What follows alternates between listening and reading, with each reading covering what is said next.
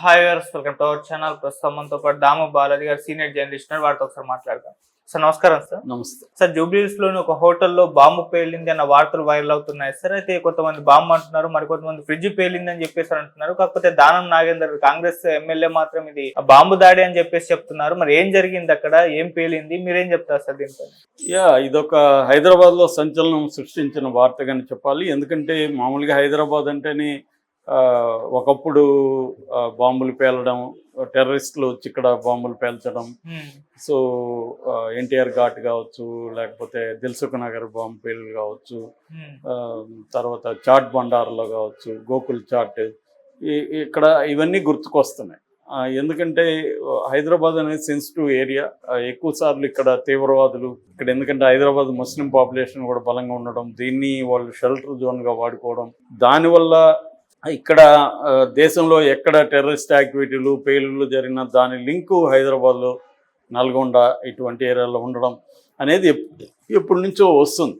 దానివల్ల హైదరాబాద్లో ఏది పేలినా కూడా తీవ్రవాదుల చర్యన, దీనికి ఏమైనా లింక్ ఉంటుందా అన్న ఒక డౌట్ అయితే చాలామందికి ఉంది. ఇప్పుడు నిన్న ఏమైందంటే, హైదరాబాద్లో జూబ్లీ హిల్స్ రోడ్ నెంబర్ 1లో తెలంగాణ స్పైస్ కిచెన్ అనే ఒక హోటల్ ఉంది.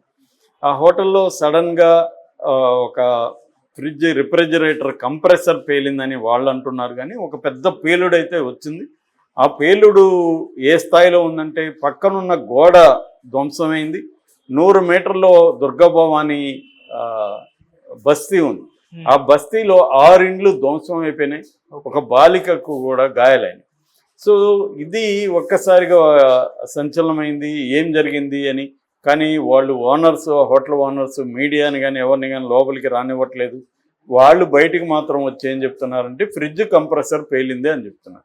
ఇది మామూలుగా అంటే పేలొచ్చేమో, కానీ మామూలుగా కామన్ పీపుల్కి ఇది డైజెస్ట్ కావాలి. పేలితే ఈ స్థాయిలో పేలుతుందో, 6 ఇండ్లు ధ్వంసం అవుతాయి ఆ ఫ్రిడ్జ్ పేలితే, ఒక ప్రహరీ గోడ ధ్వంసం అవుతుందా, ఈ స్థాయిలో పేలుళ్ళు ఉంటాయా అన్నది ఇప్పుడు అందరికీ అనుమానం. ఈ పైగా దానం నాగేందర్, ఖైరతాబాద్ ఎమ్మెల్యే, కాంగ్రెస్లో చేరాడు బీఆర్ఎస్ నుంచి. ఆయన విజిట్ చేశాడు. విజిట్ చేసి ఆయన కూడా అనుమానాలు వ్యక్తం చేస్తున్నాడు. ఇదేదో ఇది ఫ్రిడ్జ్ పేలింది అయితే కాదు అంటున్నాడు ఆయన కూడా. సో ఆయన కూడా ఫ్రిడ్జ్ పేలింది కాదంటే ఇంకేమై ఉండాలి, మంటలు రావాలి, మంటలు రాలేదు కాబట్టి ఇది ఏదో పేలుడు పదార్థం ఏదో ఉన్నది ఇక్కడ అన్నట్టుగా ఆయన అనుమానం వ్యక్తం చేస్తున్నాడు. Already bomb squad plus clues team వీళ్ళంతా వెళ్ళారు. సో ఇప్పుడు మీడియాని కానీ ఎవరిని కానీ అలౌ చేయట్లేదంటే, ఆ యాజమాన్యం వాళ్ళ మాటల్లో సంథింగ్ సస్పీషియస్గా ఉందన్నమాట. ఎందుకంటే మనకి 1 year బ్యాక్కే రామేశ్వరం కేఫ్ బెంగళూరులో పేలుడు జరగడం, అక్కడ చనిపోవడం, దాని తర్వాత ఆ పేలుడు పెట్టినట్టు ట్రేస్ చేసి ఎన్ఐఏ, నేషనల్ ఇన్వెస్టిగేటివ్ ఏజెన్సీ పట్టుకోవడం, ఇవన్నీ మనం చూసాం.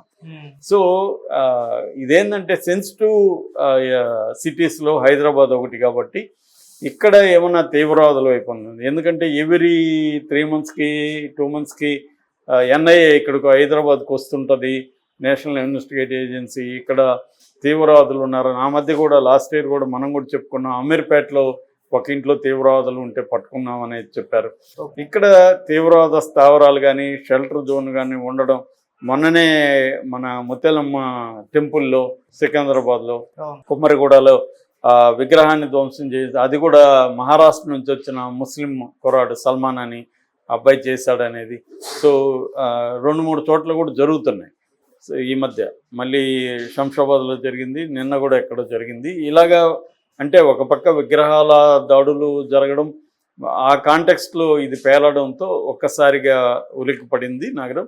అయితే దీన్ని ఇప్పటికే తేల్చలేని పరిస్థితి అయితే ఉంది. ఇమ్మీడియట్గా దీని మీద పోలీసుల సీరియస్గా నిఘా పెట్టి దీన్ని పరిశీలించే అవకాశం కనిపిస్తుంది. ఎందుకంటే దానం నాగేంద్ర అదే చెప్పాడు, మేము దీన్ని మొత్తంగా కూలంకషంగా ఎంక్వైరీ చేస్తాము అని చెప్తున్నాడు. ఎన్ఐఏ కూడా రంగంలోకి దిగుతుందా అంటే, తీవ్రవాద ఆస్పెక్ట్ ఉంటే ఎన్ఐఏ రంగంలోకి దిగుతుంది. ఎందుకంటే ప్రధానంగా తీవ్రవాద వ్యతిరేక కార్యకలాపాలకు సంబంధించి ఎన్ఐఏ చూస్తుంది, నేషనల్ ఇన్వెస్టిగేటివ్ ఏజెన్సీ చూస్తుంది. సిబిఐ లాగా కాకుండా, సిబిఐకి మామూలుగా ఏ రాష్ట్రంలోకి ఎంటర్ కావాలన్నా ఆ రాష్ట్ర ప్రభుత్వ పర్మిషన్ ఉండాలి.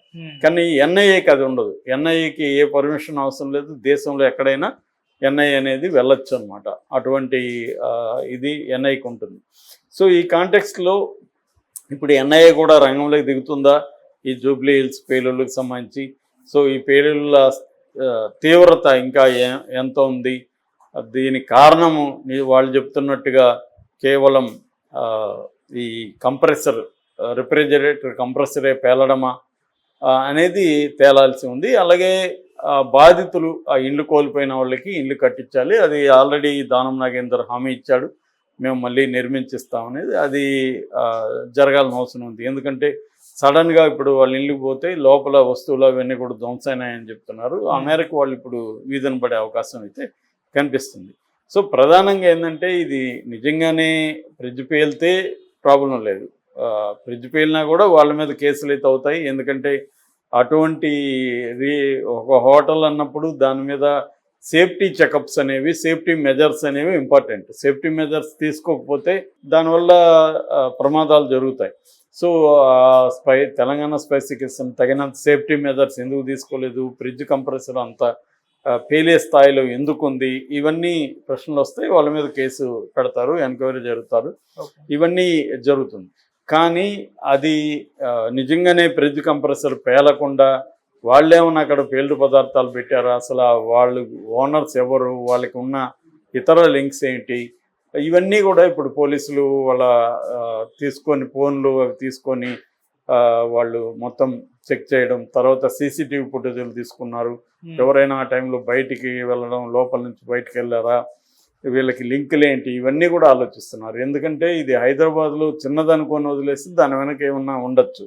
కాబట్టి ప్రోటోకాల్ ప్రకారం చిన్నదా పెద్దది అనేది కాకుండా అసలు సంఘటన తీవ్రత ఎంత, సంఘటన కారణం ఏంటి, నిజంగా ఫ్రిడ్జ్ అయితే కూడా మళ్ళీ దాని మీద ఎంక్వైరీ ఉంటుంది. ఎందుకు ఈ స్థాయిలో పేలే కంప్రెసర్ ఉందా ఏంటి, ఎందుకంటే మామూలుగా మన ఇళ్లలో ఫ్రిడ్జ్ వేరు కావచ్చు, ఇక్కడ హోటల్ కాబట్టి ఫ్రిడ్జ్ పెద్దగా ఉండొచ్చు, కాబట్టి అంత పేలే అవకాశం ఉందని కూడా కొంతమంది చెప్తున్నారు.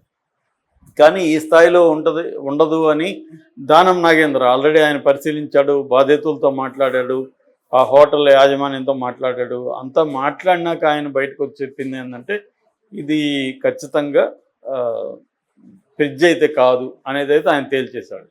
సో కాకపోతే ఏంటంటే ఆయన ఎక్స్పర్ట్, ఆయన ఎలా తేలుస్తాడు అనేది అడగచ్చు. కానీ ఆయన కూడా పోలీసులతో వీళ్ళతో మాట్లాడి క్లూస్ టీంతో, బాంబు టీంతో మాట్లాడినాకనే చెప్పాడు. కాబట్టి కొంతవరకు ఆయన్ని మనం నమ్మచ్చు. సో ఫ్రిడ్జ్ కాకపోతే ఇంకేం పేలింది, అది ఎందుకు పేలింది అనేది ఇప్పుడు తెలియాల్సి ఉంది. సో అది తేలితే కానీ ఒక క్లారిటీ అయితే రాదనమాట. దీని మీద మరి డీజీపీ కానీ పోలీసు అధికారులు కానీ ఇప్పటివరకు స్పందించలేదు.